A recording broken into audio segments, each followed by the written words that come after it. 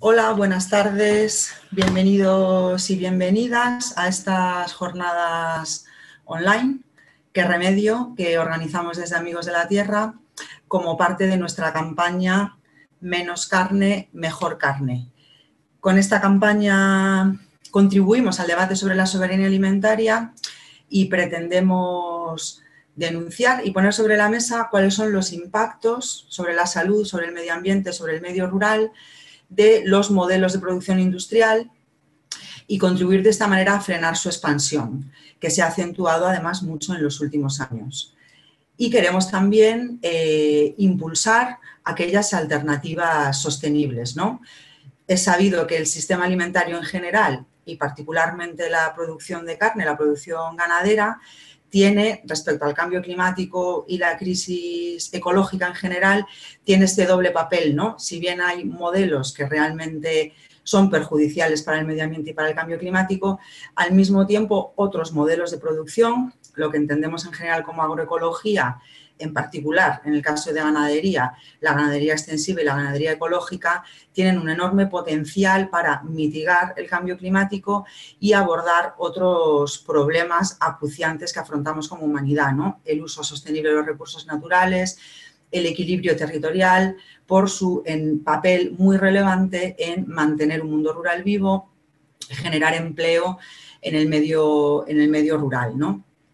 En este momento estas jornadas tienen lugar en una situación muy excepcional de crisis sanitaria, pero somos, creo que todos, bastante conscientes de que esta crisis sanitaria está muy relacionada con otras crisis más antiguas, ¿no?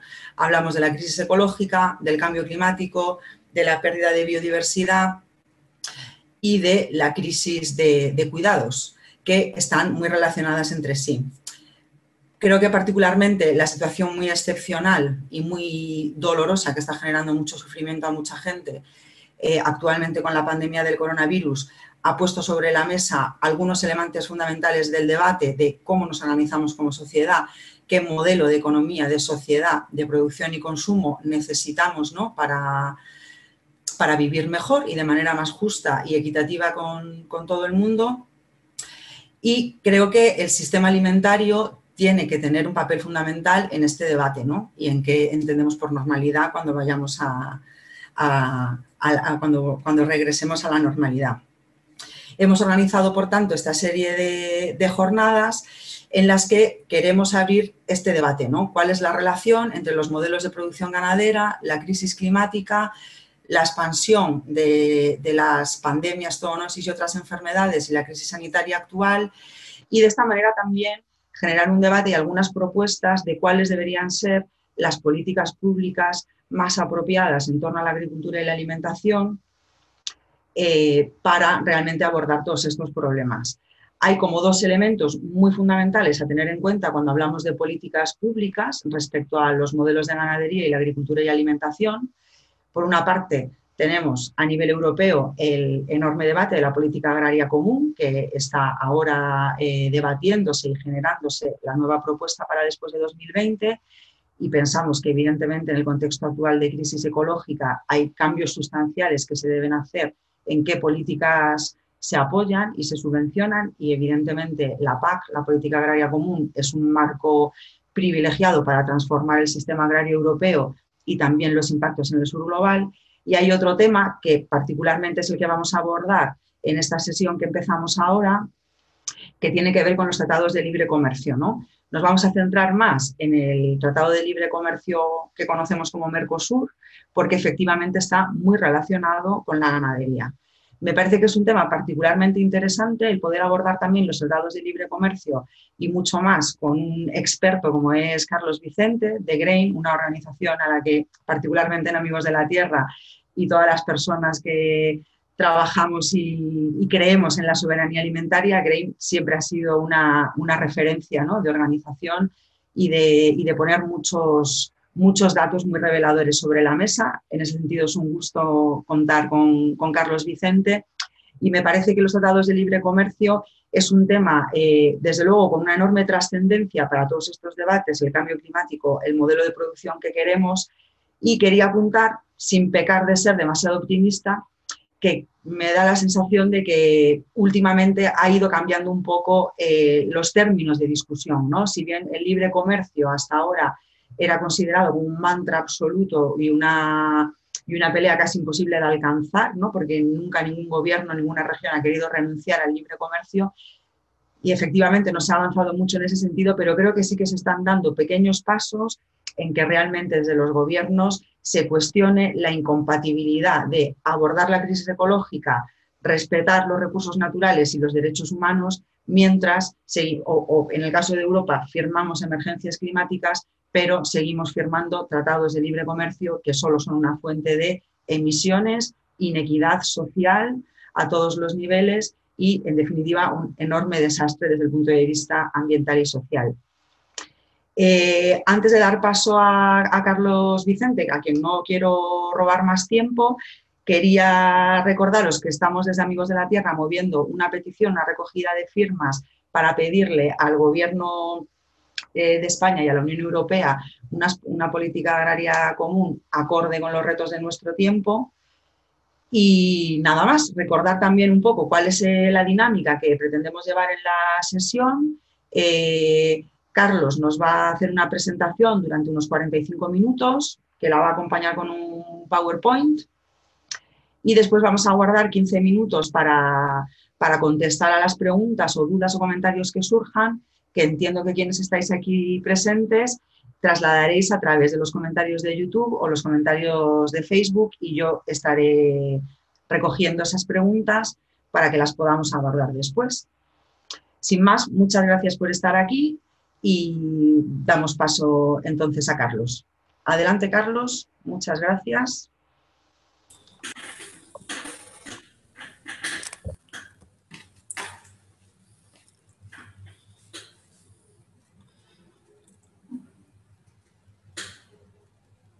Buen día a todas y todos, un gusto estar compartiendo estas jornadas. Espero que las podamos aprovechar. Como decía Blanca, mi nombre es Carlos Vicente, soy de Argentina, vivo en Marcos Paz, en la provincia de Buenos Aires, y corrigiendo un poquito el título de la presentación que aparecía. No soy coordinador de GRAIN en América Latina, soy uno más del staff de GRAIN en América Latina, que somos 3 personas, Larisa Paque en Brasil y Ramón Vera desde México. GRAIN es un pequeño equipo de trabajo que ahora en marzo de este año hemos cumplido 30 años de recorrido, apuntando básicamente a lo que en aquel momento fue la defensa de las semillas y la lucha contra la agricultura industrial que pretendía privatizarla y que luego se fue ampliando a lo largo de los años 90 hacia una visión orientada a la soberanía alimentaria, a fortalecer a las comunidades locales, a los movimientos campesinos en su lucha por la soberanía alimentaria, término que fue creado por la CLOC Vía Campesina justamente en el año 1996. Y bueno, en ese camino, a partir de fines de los 90, GRAIN decidió descentralizarse y hoy somos un pequeño equipo que trabaja en Asia, en África, en América Latina, con presencia en Europa, justamente con su oficina principal en Barcelona, y también en Norteamérica, en Montreal, donde está Devlin Kuyek.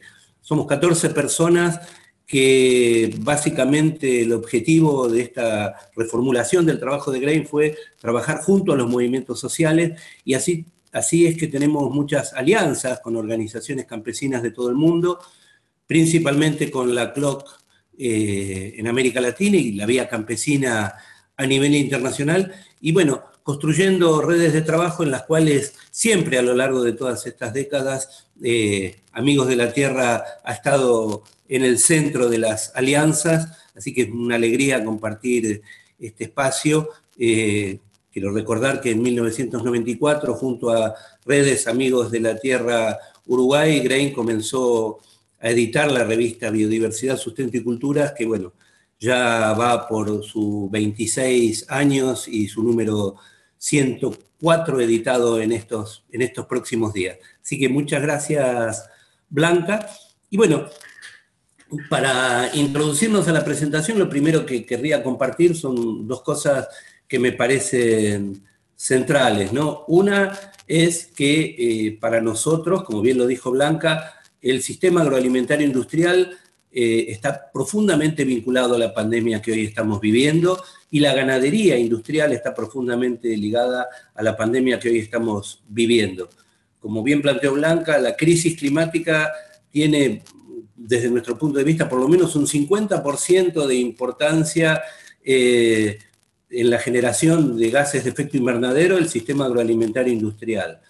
Está profundamente ligado el sistema agroalimentario industrial a la deforestación que hoy se está produciendo en el mundo, y básicamente la ganadería industrial, sobre todo como se desarrolla en el tercer mundo, digamos, y como es impuesto por corporaciones que vienen o de Estados Unidos, de Brasil o de China, es un sistema que es un generador de enfermedades, un generador de mutaciones para los virus. Creemos que varios de los virus que se hicieron letales en los últimos 20 años, como por ejemplo el de la gripe A, que en realidad era una gripe porcina, se generó en criaderos industriales de cerdos en México, y creemos que este actual COVID-19 puede tener su vínculo también con la cría industrial de animales, pero sin duda tiene un vínculo muy fuerte con la multiplicación de los virus. Hemos verificado en estas últimas semanas como en las plantas de cría industrial de cerdos en Estados Unidos, en México, se ha producido una tremenda multiplicación de la enfermedad entre los empleados, llegando a la situación en la cual en Estados Unidos se tuvieron que cerrar estas plantas. Entonces, nosotros estamos convencidos que hay que cambiar este modelo de producción de carne y de agricultura industrial, que está ligado profundamente a la producción de carne, porque buena parte de la soja que se produce aquí en el Cono Sur se utiliza para forraje de ganado en su cría industrial en otros países, en China fundamentalmente. Entonces, es un imperativo cambiar este modelo. Y sin duda, y ya entrando en lo que vamos a desarrollar después en la última parte de mi charla, los tratados de libre comercio son promotores de este sistema agroalimentario industrial, son la matriz comercial, la matriz económica a través de la cual se desarrollan y a través del cual se expanden, y por lo tanto también debemos cuestionarlo, como desde Grain lo venimos haciendo desde también hace décadas. Así que antes de empezar a la presentación, quería compartir con ustedes un video que hemos producido justamente tratando de sintetizar las investigaciones que hemos hecho en los últimos años sobre ganadería industrial y su vínculo con la crisis climática. Y luego de compartir este video vamos a poder compartir la presentación en la que desarrollaré en más profundidad el vínculo de ganadería industrial con la crisis climática, y luego toda la cuestión específica del impacto del Tratado de Libre Comercio Mercosur-Unión Europea que en Grain estuvimos analizando en los últimos meses del año pasado en cuanto a específicamente su impacto climático. Así que vamos con el video y continuamos luego. Un gusto. ¿Qué tiene que ver la producción industrial de carne con la crisis climática? La sociedad de consumo produce símbolos. Un buen plato de carne es símbolo de estatus.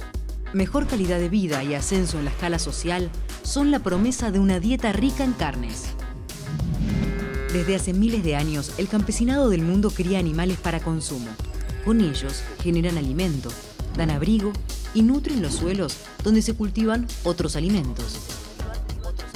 Sin embargo, la carne necesaria para sostener la demanda desproporcionada de la sociedad de consumo se produce en fábricas de carne. Las millones de cabezas de ganado que alimentan el mundo salen de fábricas. Las vacas, los cerdos, las aves nacen, crecen, se reproducen y mueren de pie, hacinadas, con cables, mangueras, embudos que las engordan. Mientras les toca, sobreviven a duras penas. Son el producto de una industria. De esas fábricas de carne salen el 74% de los pollos y otras aves, el 68% de los huevos y el 40% de la carne de cerdo del mundo. Y esas fábricas producen también gases de efecto invernadero. Es decir, este modo de producción de carne tiene una gran responsabilidad sobre el cambio climático. ¿Por qué? Por lo que la carne come. En las fábricas, el ganado se engorda con soja y maíz transgénicos. Mucha soja y maíz transgénicos. En 2010, un tercio de la producción mundial tuvo este destino. Se calcula que en 2050, la mitad del maíz y la soja transgénicos van a engordar animales que después llegarán a nuestras mesas. Esos granos se producen industrialmente. Esa industria es responsable de buena parte de la deforestación a nivel global.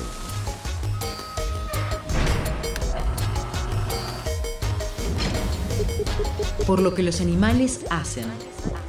El estiércol produce gas metano, que es 28 veces más potente que el dióxido de carbono como gas de efecto invernadero. Por lo que se desecha de la carne. Cada año los residuos de alimentos producen 4,5 gigatoneladas de emisiones de gases que provocan efecto invernadero.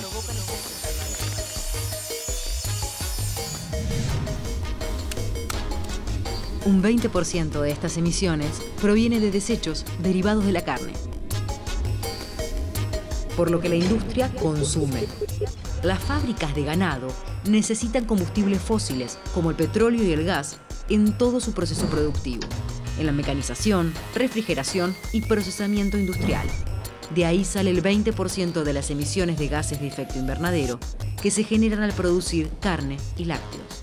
Es decir, las fábricas de carne producen gases que producen efecto invernadero, que está generando la actual crisis climática.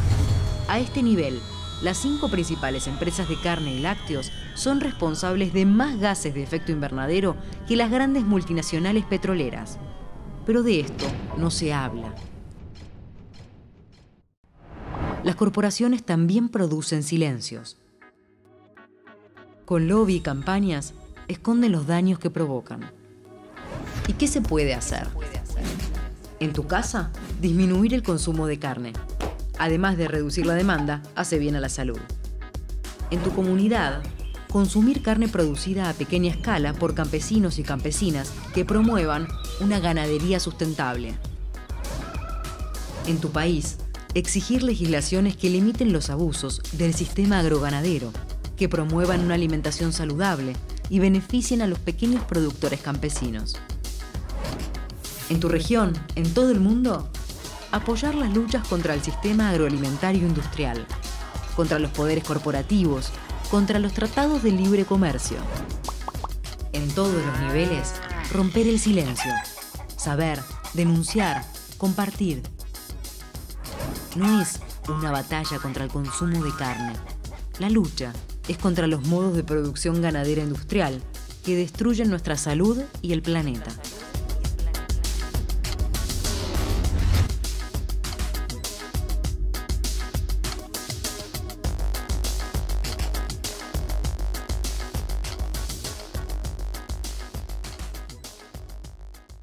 Bueno, espero que les haya gustado esta síntesis.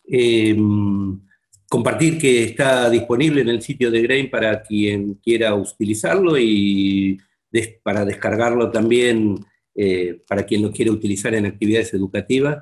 Reforzar algo que allí decimos y que me parece vale la pena reforzar, y estoy seguro que entre quienes están participando de esta actividad va a haber quienes plantean que hay que dejar de consumir carne. No es nuestra propuesta, no es la propuesta de las organizaciones campesinas, y por supuesto a título individual es una opción perfectamente respetable, pero en términos políticos, como lo decíamos en el video, las organizaciones campesinas y los pueblos del mundo han integrado producción de carne y producción de vegetales en su vida cotidiana durante miles de años, y no es necesario que esto cambie radicalmente, sino que básicamente planteemos este cambio hacia un sistema de producción sustentable, como bien lo orienta el título de esta serie de webinarios, pero que además sí implica para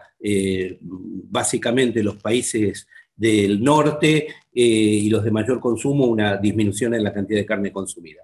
Vamos entonces ahora a compartir la presentación, espero que la puedan ver correctamente. Y bueno, voy a hacer primero una exposición sobre, desarrollando un poco más las cuestiones que hemos visto en este video, para luego entrar específicamente en nuestro análisis del impacto del acuerdo Mercosur-Unión Europea y sobre el clima, ¿no?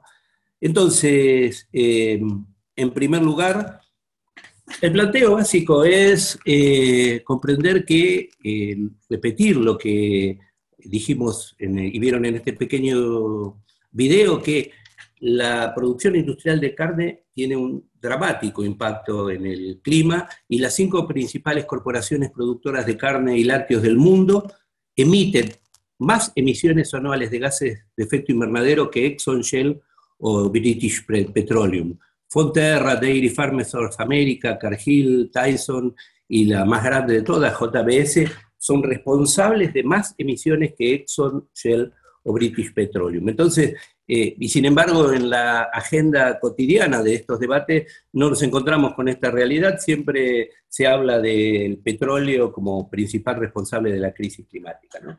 Y es muy importante tener en cuenta que el alcance completo de las emisiones de las industrias cárnicas y de productos lácteos viene de distintas fuentes. Uno podría pensar, bueno, cuando están los animales encerrados en el confinamiento o cuando se procesan en las grandes fábricas, allí es donde se producen la mayor parte de las emisiones. Pero no, hay un alcance mucho más amplio que tiene que ver, por un lado, con las emisiones directas de las instalaciones, o sea, las plantas de procesamiento, la maquinaria, el uso de combustibles dentro de las plantas, etcétera, ¿no? Esa es una de las fuentes entre las cuales la producción industrial de carne es importante.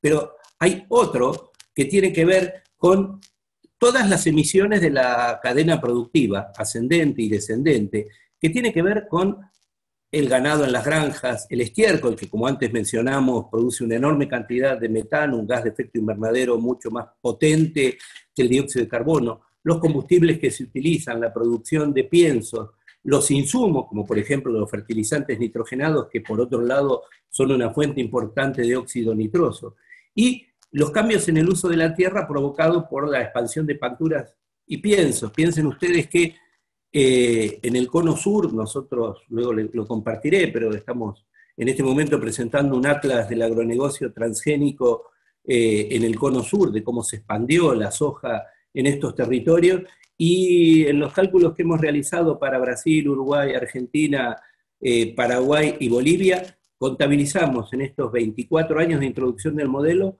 como mínimo una deforestación en todos los territorios de 2 millones de hectáreas por año. Entonces imagínense ustedes esto y cuánto tiene que ver esa deforestación con la producción de soja para justamente alimentar a los animales. Aquí se me perdió una diapositiva que es la del alcance 2, que habla también de cuántos hay... Carlos, perdón un segundo. Creo que no estamos viendo pasar las diapositivas, ¿eh? Adelante entonces.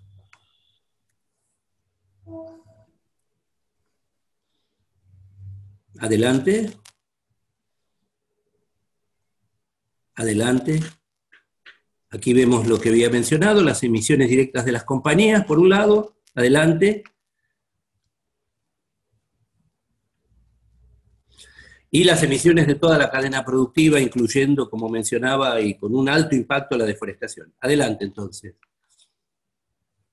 Bueno, esto hace que las 20 compañías de carne y lácteos del mundo juntas emitan más gases de efecto invernadero que Alemania, Canadá, Australia, el Reino Unido o Francia. Imagínense lo que esto significa, ¿no? Y cómo debemos contabilizar y denunciar sobre todo estas emisiones. La que sigue. Bueno,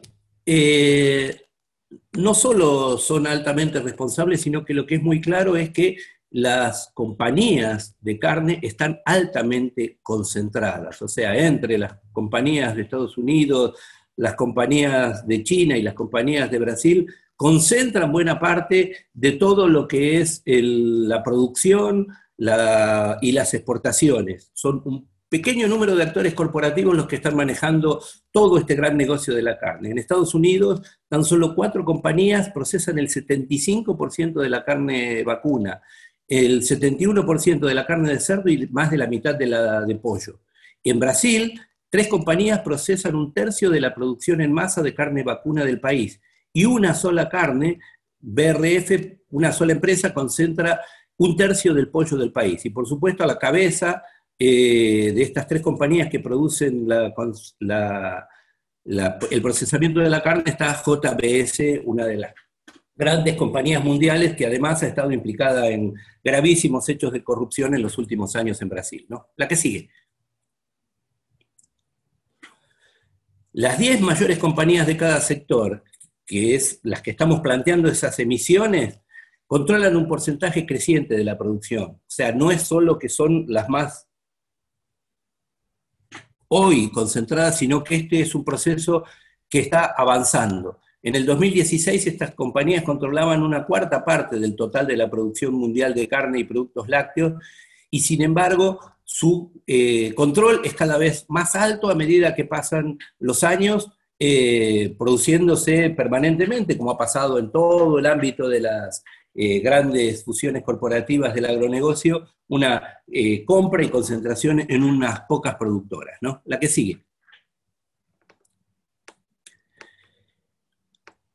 Y es muy importante tener en cuenta, más allá de la fragilidad y la poca consistencia del Acuerdo de París, que en cualquier escenario que conduzca a la producción mundial de carne y lácteos, las emisiones hacia una meta de 1,5 grados centígrados, que requiere realizar reducciones significativas en las emisiones por parte de estas grandes compañías productoras de carne y lácteos. No hay otra manera de producirlo, y esto implica una gran cantidad de cambios que van desde el desmantelamiento de este poder corporativo, de desmantelar su influencia en los grandes foros internacionales, como vamos a ver enseguida, y por otro lado, de disminuir el consumo de carne y lácteos en los países donde este consumo es muy elevado, no de manera global e igual, sino tener en cuenta cuál es la realidad y la inequidad que hay en este consumo de carne, ¿no? Sin embargo, a pesar de esta realidad, muy pocas son las compañías que se comprometieron a reducir emisiones netas. 2 lo han hecho y de manera muy poco consistente y sólida. Y tampoco ellas dan informes claros sobre cuáles son sus emisiones. Es más, tratan de ocultar la forma en que se producen las emisiones. Adelante. Y bueno, y una de las formas en que tratan de ocultar cuál es el impacto real de sus emisiones es lo que nosotros hemos dado en llamar en un informe que hemos producido hace 2 años, que se llama Emisiones Imposibles, y que ellos lo han puesto bajo el título de intensidad de emisiones, que lo que plantean es contabilizar las emisiones por kilo de carne o leche, pero no actúan para frenar el crecimiento de las emisiones globales de las compañías, las ventas, los volúmenes de procesamiento, los ingresos o las ganancias. O sea, el foco está puesto en decir, nosotros vamos a disminuir las emisiones por kilo de carne o leche producida, pero no se cuestiona el resto del modelo. Este ha sido uno de los ejes centrales del lobby corporativo sobre los foros internacionales y que, como vamos a ver ahora, han tenido lamentablemente éxito en algunos de los casos. Adelante. Bueno, esto que decía, no es difícil ocultar la influencia que han tenido, porque la tienen en cada uno de los países. En el Cono Sur, las puertas giratorias en las cuales los representantes del agronegocio son funcionarios públicos, como ha ocurrido en Argentina en el último periodo de Mauricio Macri como presidente, o como viene ocurriendo en los últimos décadas en Brasil, donde representantes del agronegocio son los ministros de Agricultura, es una muestra muy clara del poder que tienen. Adelante. Pero sin embargo, este poder y esta influencia también se extiende a nivel internacional, y estas empresas han creado una alianza global para la investigación sobre gases con efecto de invernadero en la agricultura, que se lanzó en Nueva Zelanda en el 2009 y que ha tenido fuertísimo impacto en las negociaciones de las Naciones Unidas sobre cambio climático, ¿no? Adelante. Y bueno, y una de las cosas que han logrado, lamentablemente, es que el IPCC, el Panel Intergubernamental sobre Cambio Climático, haya incorporado este concepto de la intensidad de emisiones en el último informe que ha realizado en noviembre del año pasado, ¿no? Entonces, vemos cómo se produce rápidamente un avance de estos conceptos que lo que tratan es de despolitizar y de no permitir un análisis integral de la problemática. Adelante. Bueno, y no, esto lo pueden buscar en el informe, pero sí mostrarles cómo, si uno ve el gráfico de emisiones procedentes de la industria de la carne vacuna y la intensidad de emisiones, en la línea roja, Bordeaux, que va en ascenso, muestra las emisiones procedentes de la industria de la carne, pero la línea azul muestra cómo, tomando la medida desde la intensidad de emisiones, las mismas disminuyen. Esto es una manera de ocultar la realidad de lo que está ocurriendo, ¿no? Adelante. Para ser muy claros y repetirlo, no vamos a lograr transformar de forma radical nuestro sistema alimentario sin luchar contra las grandes compañías cárnicas y de productos lácteos. Son actores poderosos, con profundas conexiones políticas, trabajando mano a mano con los gobiernos para proteger sus intereses. Esto no podemos perderlo de vista de ninguna manera, porque nosotros podemos hacer transformaciones locales, pero mientras las grandes corporaciones mantengan ese poder a nivel financiero, a nivel económico y a nivel político, no vamos a poder lograr los cambios que estamos buscando. Adelante. Y bueno, romper su control requerirá de un gran movimiento colectivo y de agricultores, campesinos, trabajadores, consumidores, movimientos ecologistas, organizaciones sociales. Este movimiento se ha venido construyendo durante algún tiempo y ha luchado por superar el poder político de las corporaciones. El cambio climático nos presenta un urgente desafío a la organización de nuestros esfuerzos y sin duda en este momento de pandemia creo que la conciencia de la necesidad de esa transformación es cada vez más fuerte. Adelante. Entonces vamos a ver ahora y compartir brevemente el análisis que nosotros hemos hecho de la producción industrial de carne y su peso en el acuerdo Mercosur-Unión Europea. En realidad lo que nosotros pretendimos hace unos meses fue hacer un análisis más global de todo lo que tenía que ver el sistema agrícola industrial a nivel de agricultura, de ganadería, de producción industrial de alimentos con el acuerdo Mercosur-Unión Europea. De alguna manera, como los gobiernos no hicieron una auditoría completa sobre este acuerdo, desde Grain nos propusimos hacer una auditoría, pero específicamente de lo que tiene que ver con el sistema agrícola. No tiene que ver con otros sistemas como la exportación de autos u otros bienes que puede haber, que entonces sumarían a esto. Esto es específicamente sobre el sistema agrícola, ganadero, industrial y su impacto. La que sigue.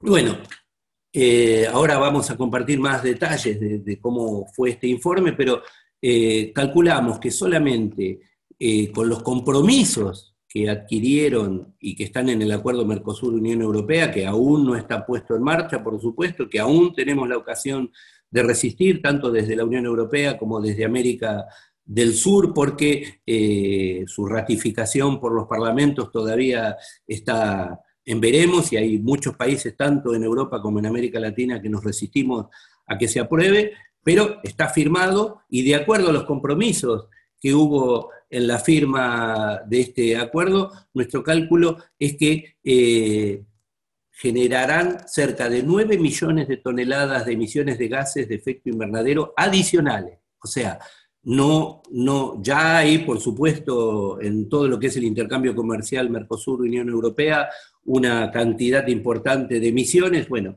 la cantidad adicional que se puede producir son de 9 millones de toneladas de emisiones.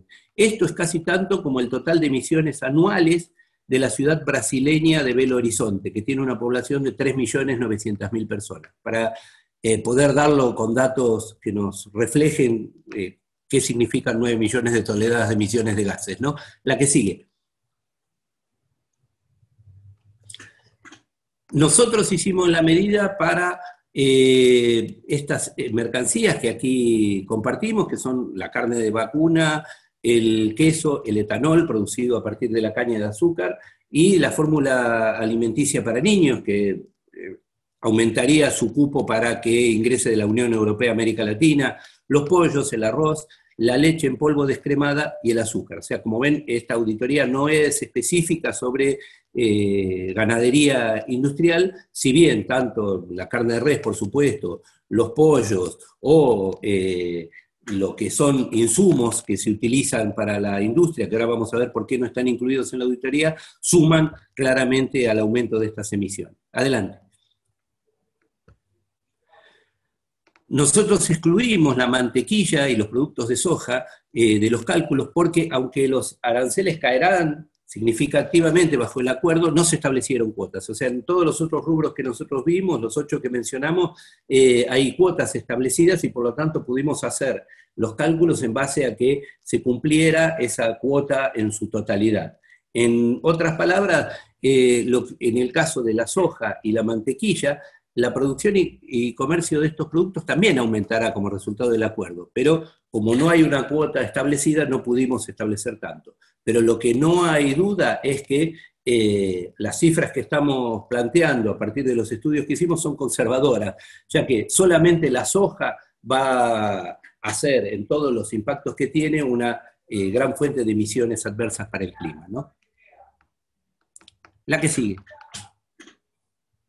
Bueno, aquí tienen un resumen en este cuadro que, como después voy a compartir la bibliografía, así que pueden acceder a esto. No está incluida allí, como ven, ni la soja ni la mantequilla, pero sí los cupos establecidos eran un aumento del flujo desde la Unión Europea para América Latina de un 710% de queso y un 1.200% de leche en polvo descremada, de la Unión Europea para América Latina, y de América Latina para la Unión Europea, vamos específicamente a lo que nos interesa en esta charla, es un 50% de aumento de la exportación de carne bovina y un 55% de aumento en la exportación, en el cupo de exportación de aves, ¿no? Entonces, la que sigue. Los productos agrícolas de mayor impacto climático son las carnes, las aves y el etanol, que provienen del Mercosur, y los quesos, que provienen de Europa. 2/3 de las nuevas emisiones serán producidos en las fincas, incluidos los fertilizantes y el estiércol, mientras que cerca de un 30% provendrá de los cambios en el uso del suelo, que, como los planteábamos, tienen en el centro absoluto de los impactos a la deforestación. La que sigue. Y sin duda, y esto es bien importante para tenerlo en cuenta, más allá de todos los otros impactos que pueda tener en la Unión Europea la introducción de carne bovina proveniente del Mercosur, que ya es motivo de protesta en varios lugares, en especial en Francia, hay una claridad en que las emisiones climáticas agrícolas adicionales proveerán en su mayor parte de la carne bovina. O sea, las aves van a proveer un 6%, el queso que se va a importar a América Latina de la Unión Europea puede aportar un 4%, la leche en polvo desnatada, que también se importará de la Unión Europea a América Latina, un 1%, pero la carne bovina va a impactar en un 82% en ese aumento de las emisiones climáticas. La que sigue.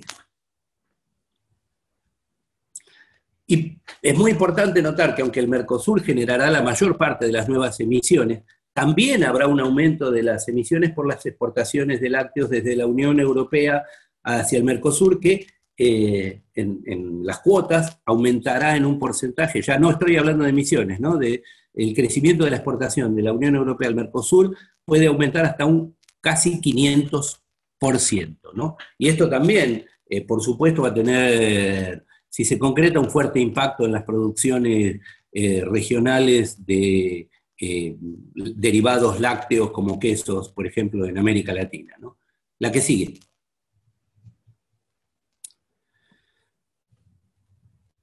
La huella climática del Tratado de Libre Comercio o Acuerdo Mercosur-Unión Europea crecerán para los 8 commodities agrícolas en 1/3, o sea, con una presencia hoy de 25,5 millones de toneladas de dióxido de carbono causadas por producir y comercializar estos 8 insumos, debido al Tratado de Libre Comercio aumentarían a 34,2 millones de toneladas. La que sigue.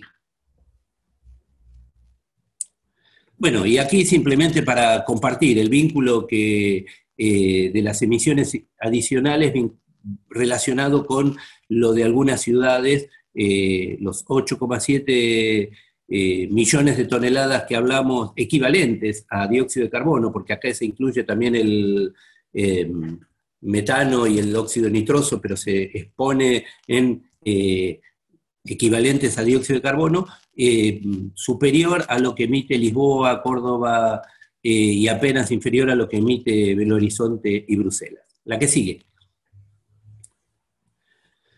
Además, hay una profunda contradicción en el acuerdo comercial, ¿no? Porque mientras la Unión Europea se plantea su disminución de las emisiones, y parte de esta disminución de las emisiones teóricamente parte del uso de combustibles verdes, que sabemos que también lo denunciamos como una falacia, los agrocombustibles, pero al mismo tiempo eso enmascara que muchas de esas importaciones de productos de soja más barata va a ser, o del alcohol, podría ser una materia atractiva para la industria del biodiesel o la incorporación a la nafta en Europa, con lo cual también este enmascaramiento de disminución de las emisiones por el uso de combustibles derivados de agrocombustibles, también a través del Tratado de Libre Comercio aumentaría las emisiones, ¿no? La que sigue.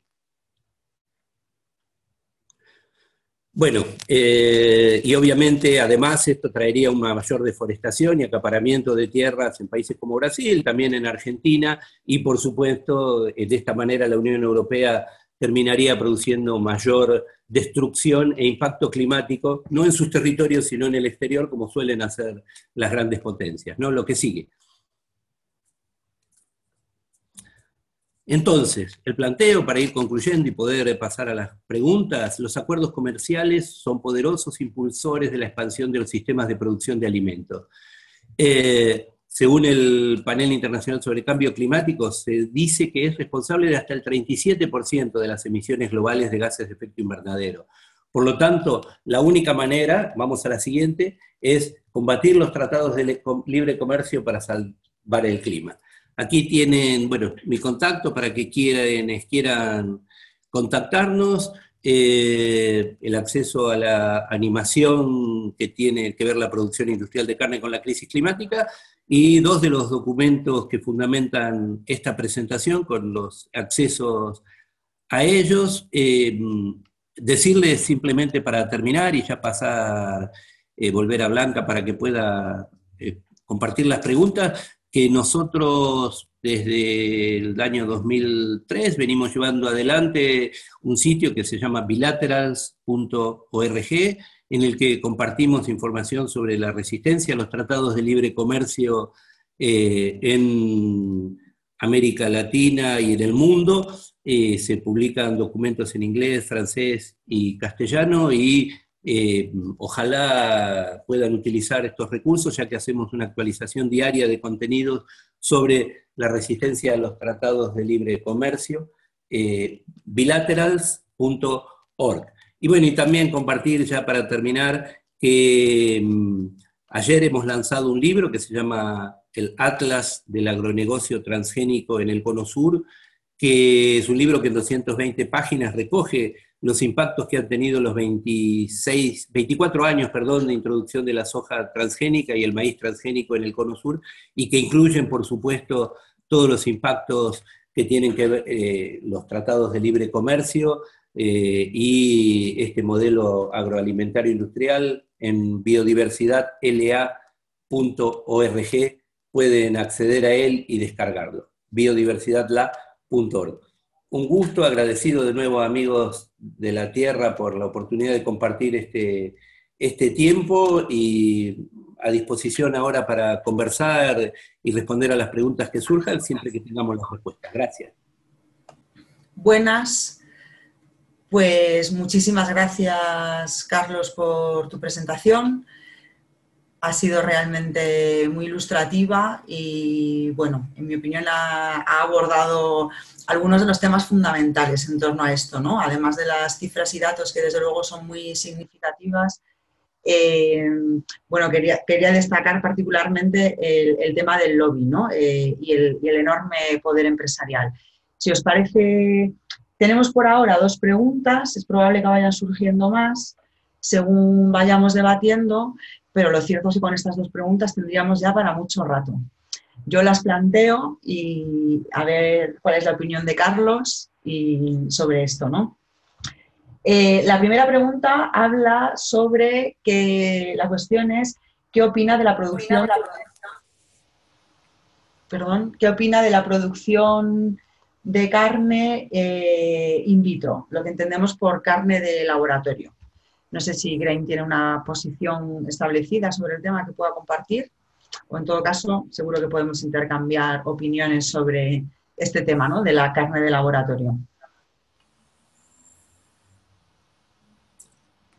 Sí, por supuesto. Para nosotros todos los sistemas de producción de carne, entre comillas, digamos, son parte de lo que podríamos llamar falsas soluciones, mecanismos en los cuales cada vez más se pasa a procesos de industrialización, mecanismos en los cuales hay incluso se están introduciendo propuestas como la biología sintética para mejorar esta producción de carne industrial, y que básicamente implican falsas soluciones, continuar con la profundización de un modelo de concentración corporativa, y por otro lado, continuar devastando los territorios, creando lo que nosotros llamamos en toda América Latina y en el Cono Sur, zonas de sacrificio donde se producen commodities industriales, y seguramente de acuerdo a los mecanismos que se utilicen para la producción de esta carne sintética va a seguir haciendo falta materia prima para que puedan producirlo, y esto va a seguir teniendo las consecuencias que está teniendo. Como decimos, hoy día la CLOC y la Vía Campesina y todos quienes acompañamos, Amigos de la Tierra, Graeme y miles de organizaciones más en todo el mundo, apostamos a un modelo centrado en la soberanía alimentaria, que implica producción local de alimentos, que implica una agroecología de base campesina y que implica una redistribución del poder a nivel global, en el cual los pueblos debemos volver a fortalecernos para tomar las riendas de nuestro destino, y que no sean las corporaciones, el poder financiero y los grandes especuladores los que lo decidan, ¿no? Sí, efectivamente, quería añadir una pequeña cuestión sobre el tema de la producción de carne de laboratorio, porque creo que es sin duda, es una falsa solución, y creo que tiene un arraigo excesivo, particularmente en ambientes más urbanos y probablemente mucho más en Europa que en otros lugares, ¿no? O en el mundo occidental. Carlos ya lo ha mencionado, ni Graeme, ni la Vía Campesina, ni Amigos de la Tierra apostamos por la eliminación del consumo de carne, sino por la reducción y la producción sostenible. Y en ese sentido creo que estas falsas soluciones creo que son bastante peligrosas, me parece a mí. Y creo que nos sirven también para reflexionar sobre qué supone realmente cambiar el sistema. Y creo que ha quedado muy bien definido en la presentación de Carlos el problema que tenemos con la acumulación de poder. O sea, si 4, 5 o 10 empresas producen tal cantidad de carne, acumulan demasiado poder, ¿no? Entonces, cualquier solución verdadera tiene que pasar por distribuir poder y devolver el poder a la ciudadanía y a las personas, sean en este caso los productores, de carne a pequeña escala seamos las personas consumidoras. Entonces, evidentemente, la producción in vitro y laboratorio no rompe en absoluto este esquema, además de ser también una falsa solución porque necesita materias primas, pero sin duda seguiríamos dependiendo de 4 o 5 empresas que producirían esta carne de laboratorio, con lo cual no se trata de ninguna manera de una solución transformadora. Y como la industria siempre está atenta a seguir manteniendo su negocio y a inventarse nuevas falsas soluciones que no cuestionan su poder. Y por eso, como ciudadanía y como movimiento, tenemos que estar muy atentas a saber distinguir lo que son verdaderamente soluciones transformadoras, ¿no? Y por eso el debate en torno a la carne de laboratorio es muy relevante, igual que la apuesta del veganismo. Tenemos otra pregunta que dice que nos gustaría hablar un poco más sobre lo que supone la ganadería industrial para la expulsión de gente de su territorio, es decir, el acaparamiento de tierras. Carlos lo ha mencionado, evidentemente, en la presentación, es una realidad realmente terrible, particularmente en el Cono Sur. Si nos puedes mencionar un poquito más de estos procesos de acaparamiento y expulsión de personas de los territorios. Sí, por supuesto. Bueno, como decía Blanca, lo que mencioné a lo largo de la presentación es muy claro. Digamos, el acaparamiento de tierras en landgrabbing en el Cono Sur, que desde GRAIN venimos denunciando a nivel global desde el año 2008, es dramático. Lo que nosotros hemos descubierto en estos 2 años es que va cobrando nuevas formas.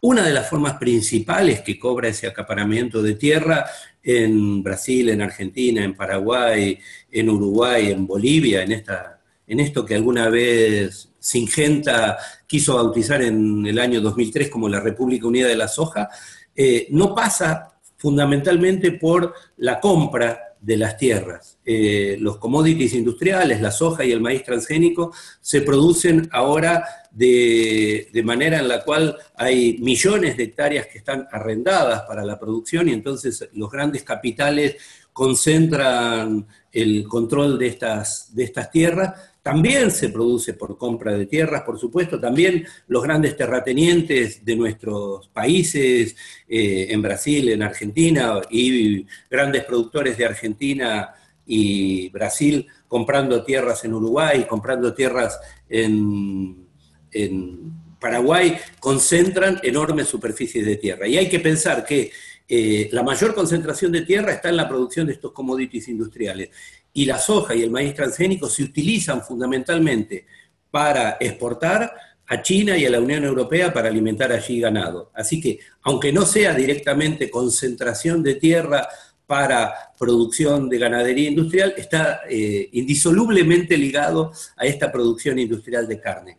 Y la realidad en todos estos territorios, y en este libro, el Atlas del Agronegocio Transgénico en el Cono Sur, lo desarrollamos, es que la manera en que esto ha ocurrido es a través de la violencia, del desplazamiento de las comunidades, a través de situaciones en las cuales los gobiernos muchas veces han estado apoyando a estos poderes corporativos. Y bueno, y quiero mencionar un caso muy excepcional que es muy potente, que es el caso de capitales extranjeros, como un fondo de la universidad, fondo de docentes de la Universidad de Harvard, que se ha puesto a invertir en el nordeste brasileño y en este momento ha adquirido y comprado millones de hectáreas de tierra, desplazando comunidades, y es como aberrante, ¿no?, que un fondo de una universidad esté acaparando territorios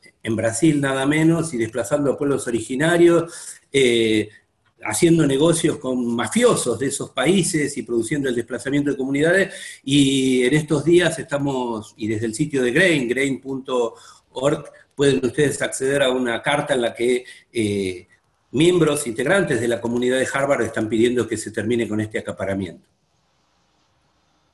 Muchas gracias por la información y por ampliar esa parte. También mencionar que, siendo procesos muy diferentes, también en Europa y también en el norte se da un proceso de expulsión, ¿no?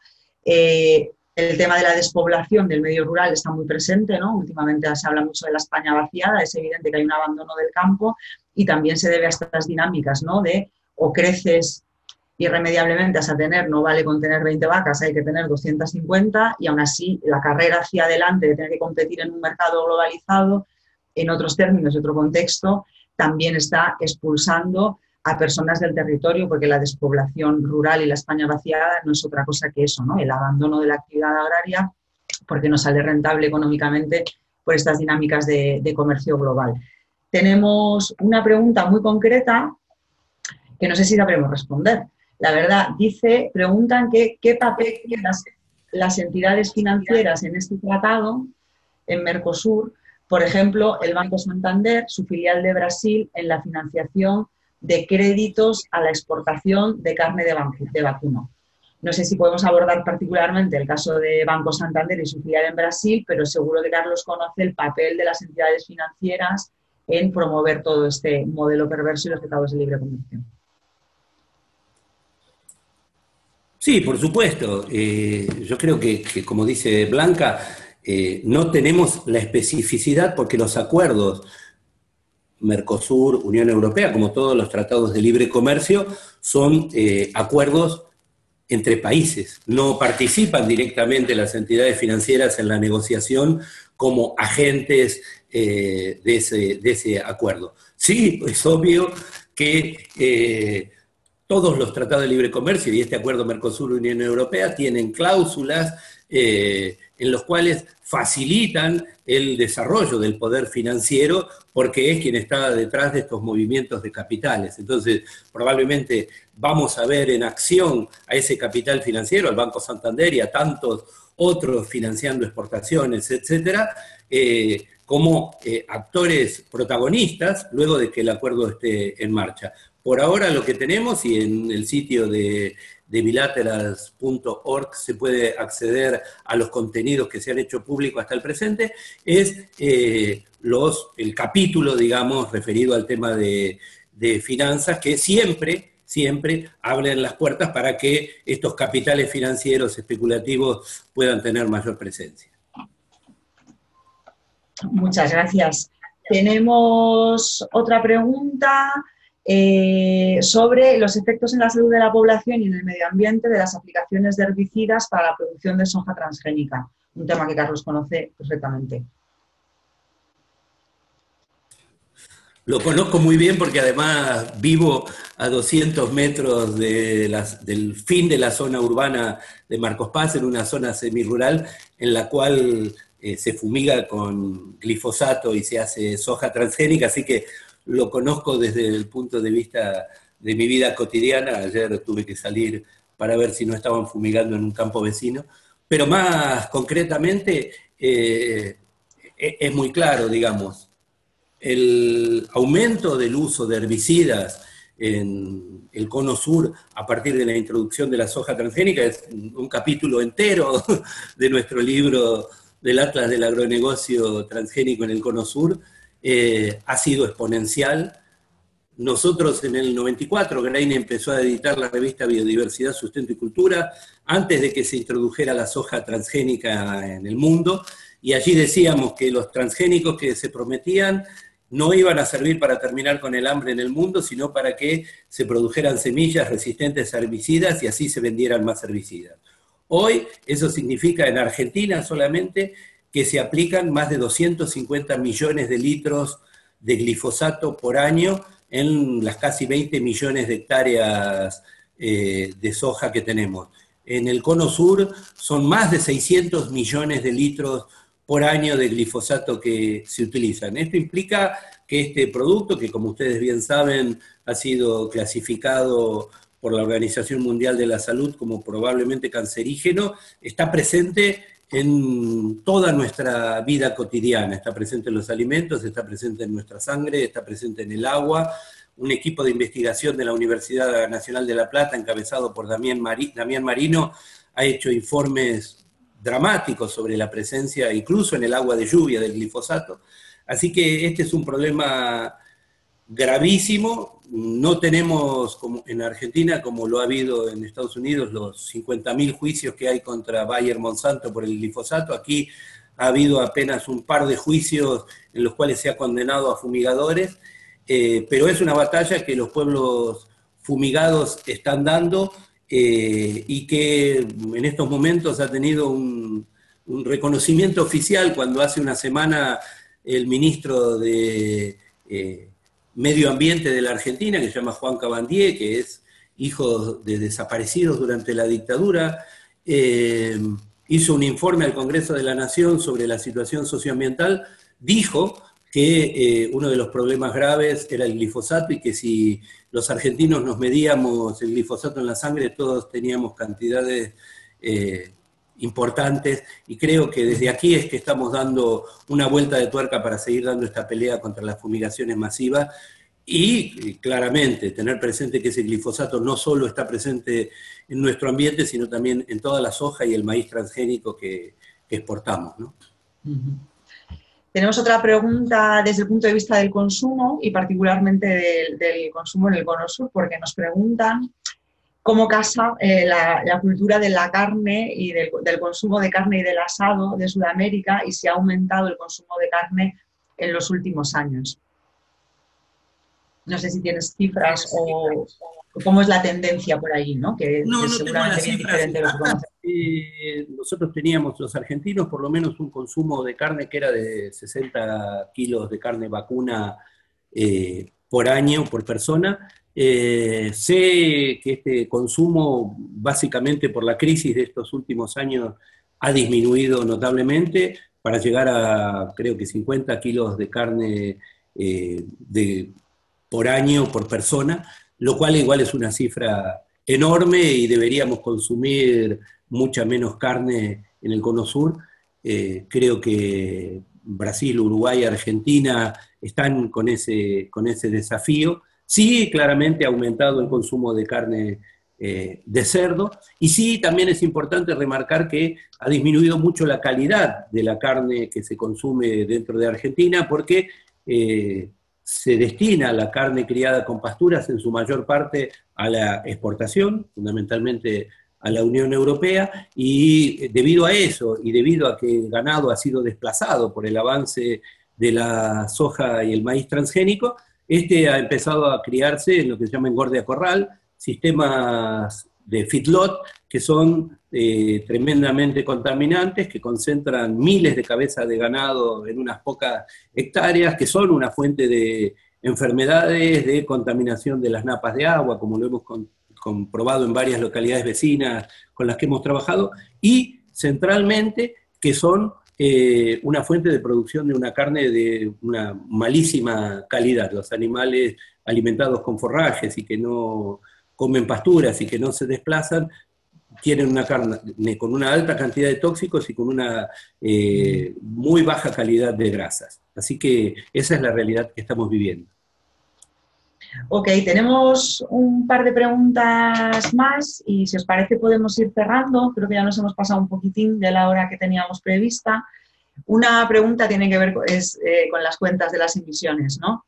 Y lo que nos preguntan es si realmente la industria cárnica tiene ese papel tan relevante en el conjunto de las emisiones del planeta, más que la industria petrolera, tal y como os acabas de contar, ¿cómo se explica que en estos días, en estas semanas de crisis sanitaria en la que se han limitado los movimientos en todo el mundo, cómo se explica que hayan disminuido los gases de efecto invernadero?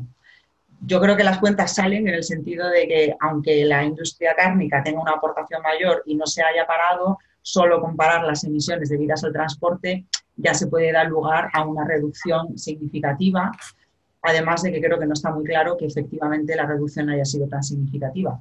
No sé si nos puedes añadir algo más sobre estas cuentas de quién aporta más a la suma de las emisiones.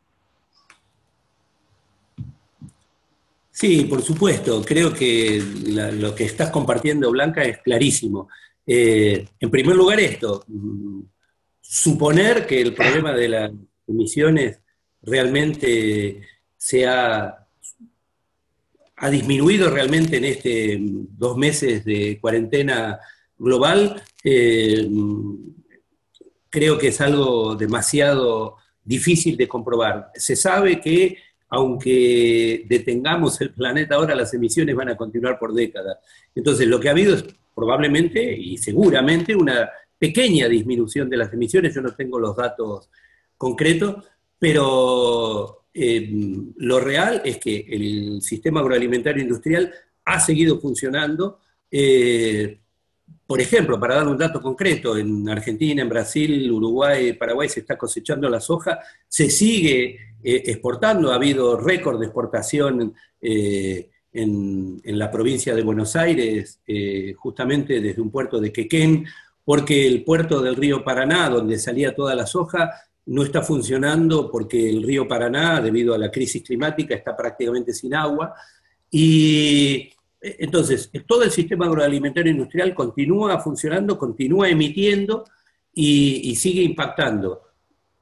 Lo que ha disminuido es un porcentaje que no es significativo en relación a la crisis climática que estamos viviendo. Estamos muy lejos de tener ese logro que va a tener que ocurrir de otra manera que no sea porque separa una parte del planeta por una cuarentena, ¿no? Y también compartirles que justamente denunciando esta continuidad del avance del agronegocio en el Cono Sur, hemos sacado la semana pasada un documento que se llama Hay que poner en cuarentena el agronegocio, que habla de cómo todos los daños, incluso la deforestación en todos nuestros territorios, en Brasil, en Paraguay, en Argentina, ha continuado sin detenerse.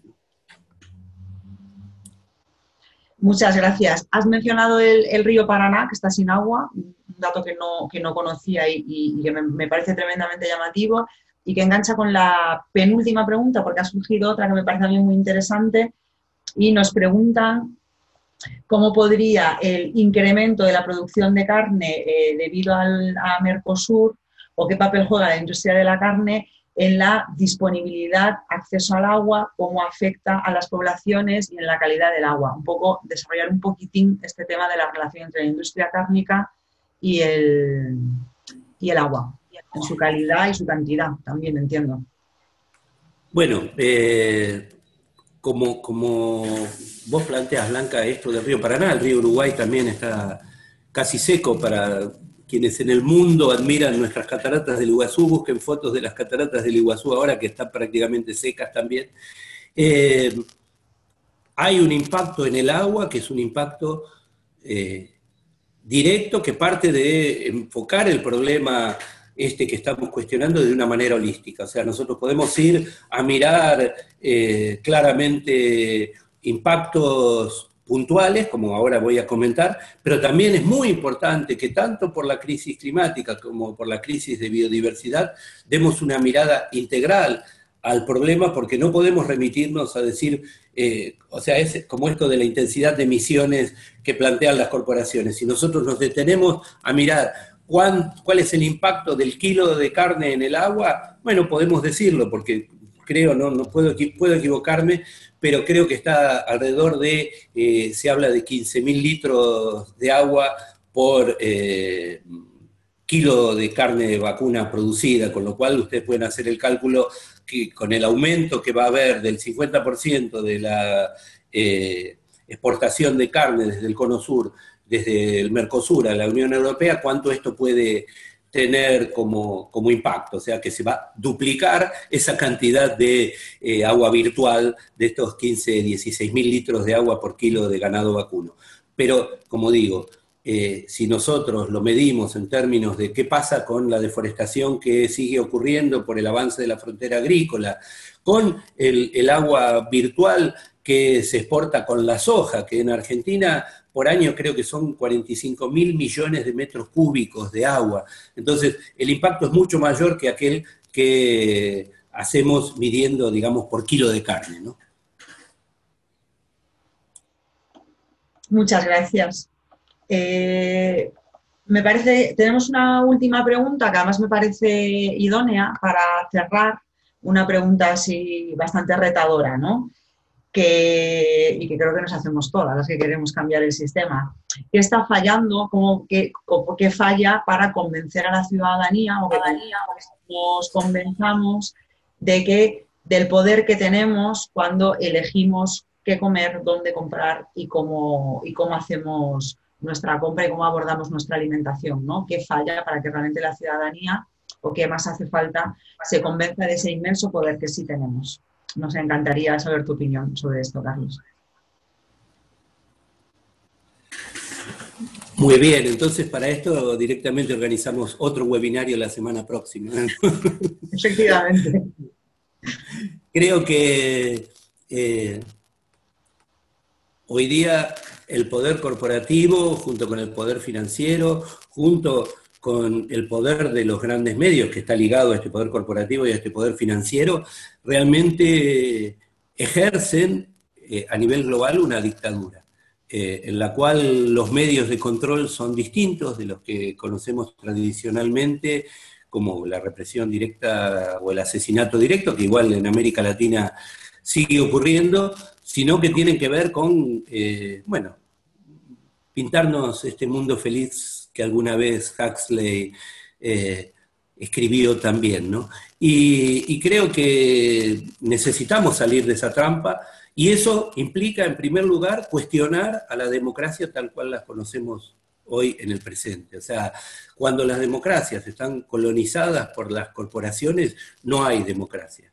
Entonces, cambiar las relaciones de poder implican un montón de transformaciones. Uno es el del vecino, el del ciudadano que decide consumir diferente, ir a un mercado de cercanía, comprometerse con un movimiento social, pero también ver cómo transformamos las relaciones de poder dentro de los países y cómo transformamos las relaciones de poder a nivel global. Hoy que, como planteábamos antes, las instituciones mismas de Naciones Unidas están colonizadas por estas corporaciones que van a las cumbres del clima y van a la cumbre de biodiversidad para ver cómo piensan nuevos negocios. Necesitamos en todos esos frentes trabajar, y esto es un desafío inmenso, y yo no soy para nada pesimista, creo que los cambios están ocurriendo, creo que la Vía Campesina en 1996, cuando planteó que el camino era la soberanía alimentaria y empezó a dar esa lucha a nivel de los territorios, a nivel de los países, a nivel internacional, muestra un camino. Creo que Amigos de la Tierra Internacional está comprometido con ese camino, y que obviamente la organización de la sociedad, la organización popular, la construcción de poder popular, cambiar nuestros viejos paradigmas de lo que son las democracias para nuevos paradigmas de construcción social es absolutamente necesario. Y por supuesto, cambiar nuestro paradigma en nuestro vínculo a la naturaleza es esencial, porque sin cambiar ese modo de vincularnos, que ahora implica dominación, control y destrucción, para pasar a mecanismos de cooperación, solidaridad y construcción conjunta, como siempre lo hemos hecho en la historia de la humanidad, es una posibilidad concreta. Tenemos que hacer esa transformación con un compromiso que implica lo personal, lo familiar, lo social y lo político a nivel nacional e internacional. Es una alegría que esté esta última pregunta, porque creo que ese es el camino en el que estamos casi todos y todas los que estamos aquí participando, compartimos. Y bueno, y agregarle con todas y todas, que creo que uno de los grandes desafíos también es el transformar esta sociedad patriarcal que tanto daño ha producido a las mujeres, a otras sexualidades, pero sobre todo al planeta, ¿no? Muchas gracias. Reconozco que me emociona terminar con una nota de optimismo, porque cuesta a veces, ¿no?, mantener esa visión positiva, y normalmente cuando hablamos de estas cosas es una enumeración de impactos y desgracias, pero en verdad yo también soy una firme convencida del poder popular y de la capacidad que tenemos de organizarnos, y me encanta cerrar con esta nota de optimismo, Y me encanta también cerrar con esa mención a otros males de la humanidad, como es el mundo patriarcal y particularmente en cuanto a lo rural, la alimentación, etcétera, también, sin duda, el papel de las mujeres es muy relevante, pero eso es también para otro seminario. Entonces, creo que no me queda más que agradecer inmensamente a Carlos que haya compartido su sabiduría y su conocimiento, además allí en directo desde donde la expansión de la soja. Bueno, ya mencioné que Grain es desde luego es toda una referencia. Entonces invito a todas las personas que están aquí presentes a que consulten estos documentos que Carlos compartió, el de Emisiones Imposibles y el de Mercosur, y en general la web de Grain, desde luego, así como la de la revista Biodiversidad de América Latina, tiene recursos siempre muy valiosos. Os recuerdo también un poco el marco de estas jornadas. Seguirá habiendo otras sesiones con otros temas muy interesantes y ponentes de mucho nivel, como el que hemos tenido hoy, y que también consultéis más sobre esta campaña en nuestra web, tierra.org, y sobre la recogida de firmas, si podéis contribuir ahí con la recogida de firmas que estamos haciendo para pedir otras políticas agrarias. Entonces, bueno, creo que cerramos aquí. No hemos tenido graves problemas técnicos, hemos tenido una charla bien interesante, cada uno en un lado del mundo y aquí conectados por ordenador, así que yo muy feliz de este ratito compartido, muy agradecida, y espero que nos sigamos viendo en próximas charlas y que nos sigamos viendo, por supuesto, en las calles, en los foros y allí donde se genera movimiento, que es como vamos a cambiar el mundo, sin ninguna duda. Gracias, Blanca, gracias, amigos de la Tierra, gracias al compañero que ha estado detrás de la parte técnica facilitando para que esto pudiera ocurrir, y como decía Blanca, nos vemos en las calles, que es allí donde ocurrirán los cambios, y en el campo, que es también donde ocurrirán los cambios, a no olvidarse de eso. Un abrazo grande, gracias. Abrazos, gracias, chao.